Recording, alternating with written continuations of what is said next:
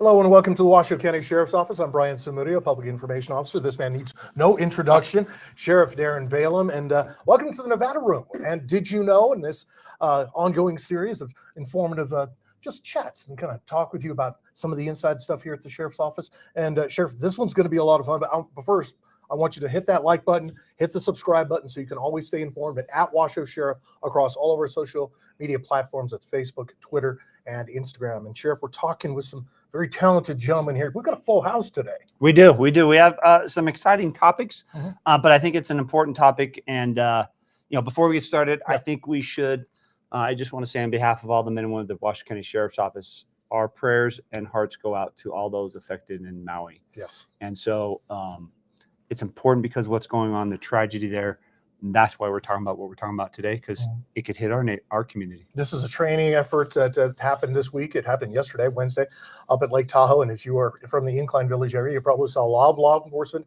presence at the rec center there at the Parasol near Incline Middle School. And thank you for your cooperation with this. But to be able to do something like this, Sheriff, is absolutely critical for preparation, not just for us, but for civilians as well.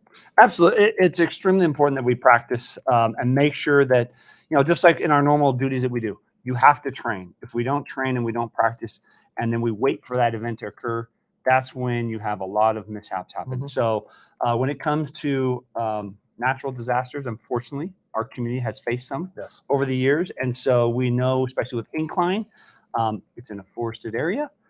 We had one on the South Lake a couple of years ago that was tragic.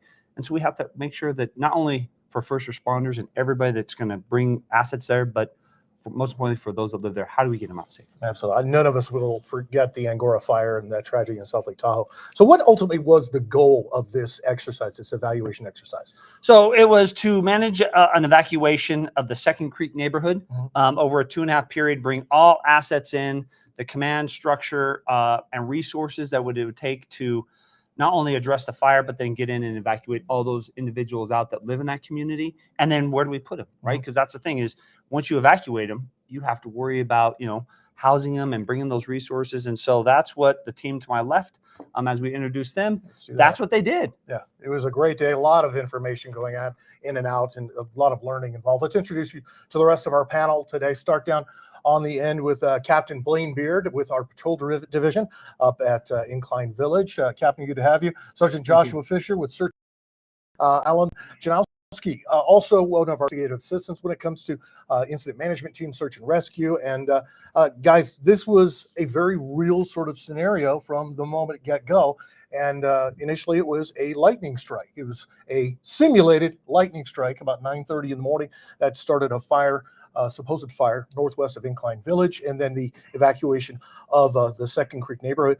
20 different agencies involved in this sort of thing. Captain Beard, let's start with you and Sergeant Fisher. How difficult is it to get these many agencies together and work together and have to do it in a practice, basically?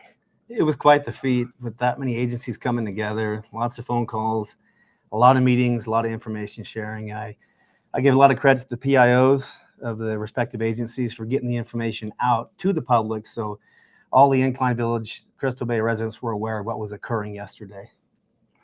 Go ahead, Sergeant. Yeah, so a lot of the people, the stakeholders, I say, that get involved in these exercises, things change over time. The stuff we do, the technology that goes involved, that Alan will speak to, and he'll hear in a little bit. You get together with these different agencies, and we all have to get together and see, how we deal with different parts of our craft. I'll say, like highway patrol and how they deal with traffic, us, how we do the evacuations, and so on and so forth. So this is one of the ways we get together and learn what each of us does. And then we put this planning together to make sure we've covered all the bases to serve the community and make sure we're doing the right thing, that we're not leaving things out, and that we're handling the issues and addressing things that are of concern to the public. Alan, let's continue with your role. What was your role in this whole scenario? First, I'd just like to say that Captain Beard and Sergeant Fisher did an excellent job yesterday. It was amazing bringing all those different entities together. And we've been working on this exercise for about the last 3 months with the EOC and emergency management in the county. And basically what the incident management team does on an event like this, at the beginning, during the first operational period before the emergency operations center stood up, there's complete chaos. and things happen very organically. Since Sergeant Fisher would eventually become the incident commander, patrol is typically first on scene doing the evacuations, and our job is to gather as much information as we possibly can, put it in a central repository so Sergeant Fisher can make the appropriate assumptions and make the appropriate decisions. And also when he starts to liaison with these different agencies. So we'll be looking at things like how many volunteers are coming. How many teams can we put together? How soon can we be there? We do live fire mapping, so we know which areas to evacuate first based on the fire modeling, things like this. This is all new technology.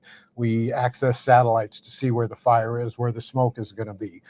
We have access to all the cameras to look at traffic, all the fire cameras that are set throughout Nevada and California. How the cell coverage is going to be up there. Is there imminent danger of losing cell coverage or electricity?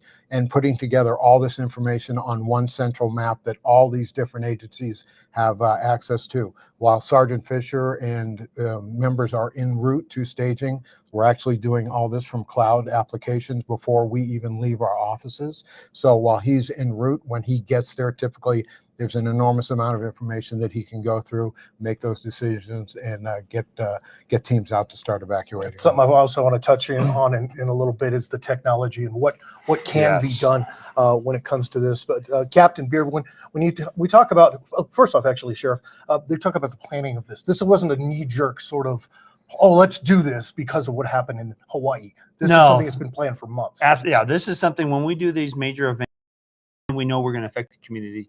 So we plan how, when we do the training exercise, how do we notify everybody? But then to bring all the resources together.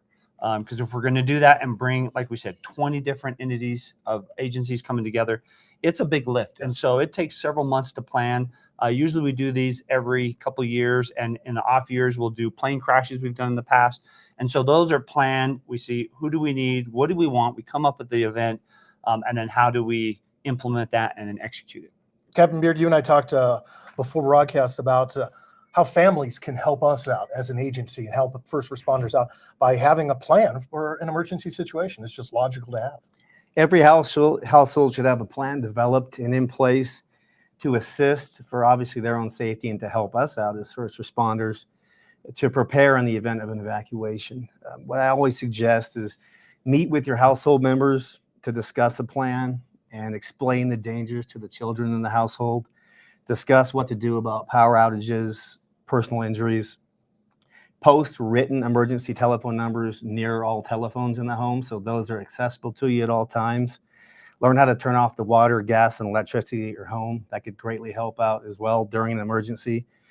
Decide where to meet, so establish a rally point. That way, in case you are separated, you know where the family is going to ultimately meet in a safe location.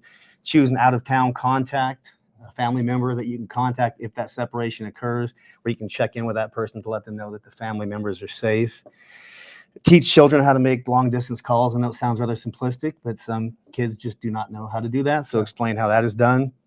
Complete a family communication plan. It includes contact information for family members, work, and school as well. Discuss escape routes and safe places. So before you even deal with the emergency at hand, you should have a plan in place to discuss, okay, if this happens, then this is where we'll go. Here's our escape routes. Here's our options available to us as well. Discuss special medical needs with the family. If there's oxygen or medication that's needed, have those things accessible to you so you can take them with you when you go. Discuss options for pets and things of that nature as well. Those things will help first responders and volunteers out in the event of these emergencies, and it will undoubtedly save lives and put people in a better position. The goal is to ensure the community safety and everyone involved and have a family plan in place.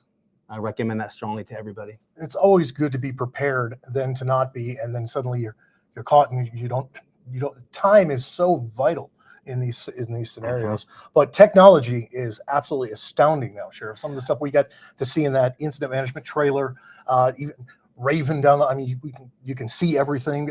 Touch on that. And that goes to Alan. I'll have him go on it. But, what we have is, and he kind of touched, and he'll explain a little bit more, but he has helped us through the IMT team at Central Rescue to develop technology where it's CalTopo. We can log on so he can track, like you were saying with Sergeant Fisher, we can see where our personnel are. We can see what houses we're evacuating.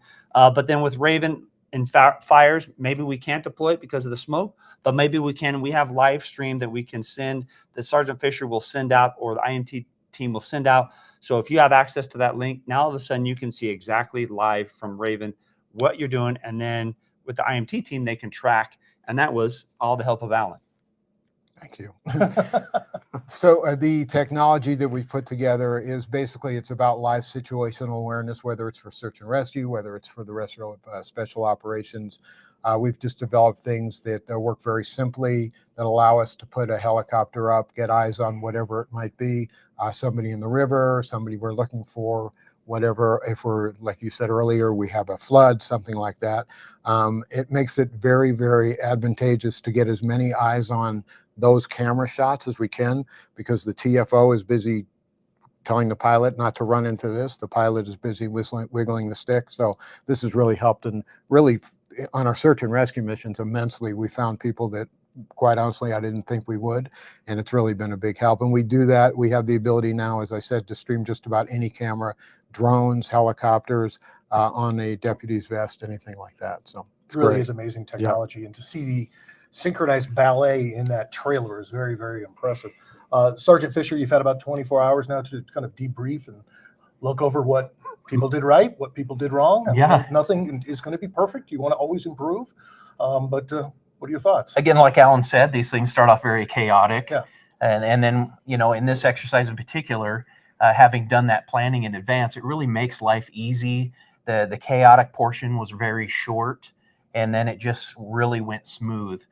We do these things, and we try to make predictions to see how we're doing. In this particular exercise, we looked at how many homes that, and we'll say in this where we knocked doors.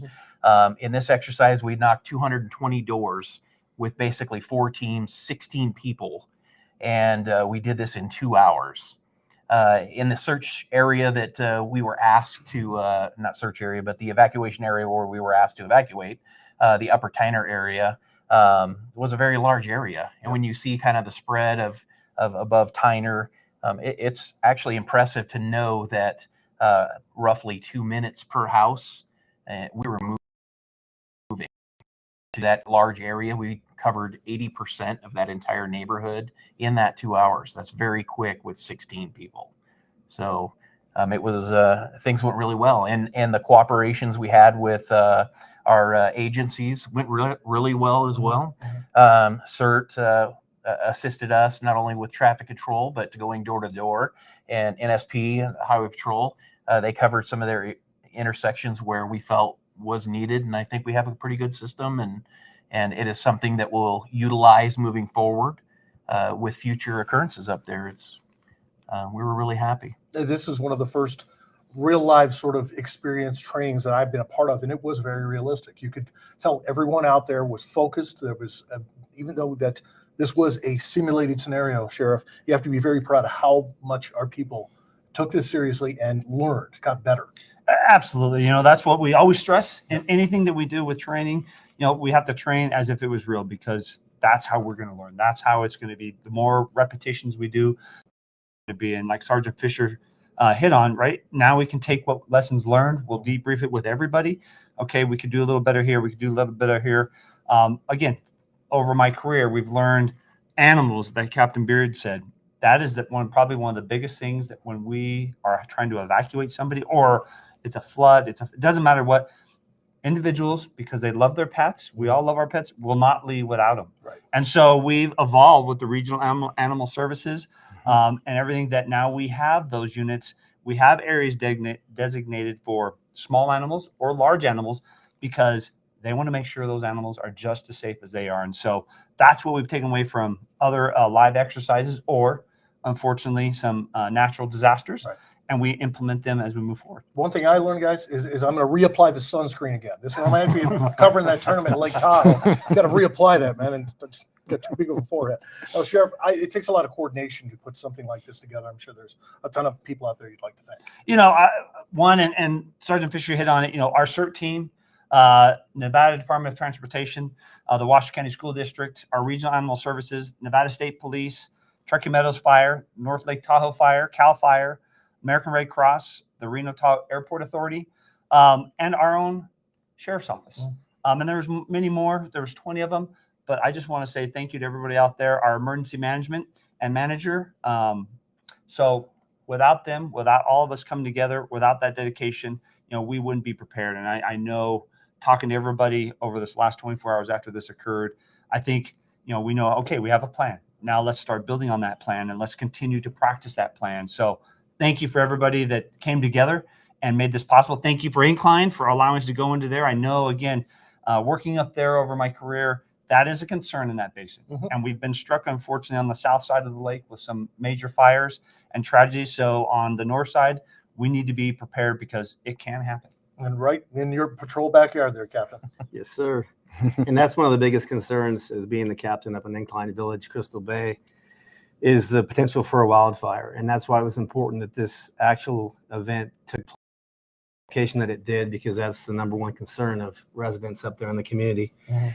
And we personally brought on as many deputies as we could that are assigned up there to give them the exposure as well. So if and when this event ever occurs in real life, they'll have this experience with them to build upon for when that actually occurs. That was something else I wanted to touch on. It was these are all your guys, either your men and women, the deputies Yes, sir. who are Incline deputies that were being a part of this, the men and women that patrol their own community, patrol the community. Up there. Absolutely.